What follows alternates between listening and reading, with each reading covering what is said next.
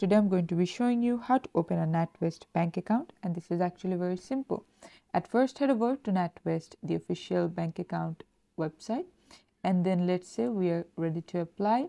So at first you need to be 18 or over and a UK resident, and then you need to check all of this, and then let's say continue, and then what you'd like to do today. So it depends. So let's say we want to open a sole account, and then click on continue. Do we already know you? So if you are an existing customer, you're going to click on this, but if you're completely new, click on this one and then continue.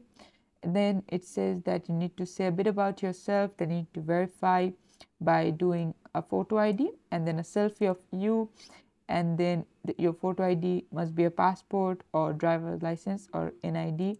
Let's say start your application from here, which will take you to a new separate tab. So this is completely for security reasons, so we're gonna wait for it to load up. As you can see, the form came up. So from here you need to put your title. Let's say you are a Mr., your first name, if you have a middle name. If you have one, then you click on yes, and then they'll ask your middle name.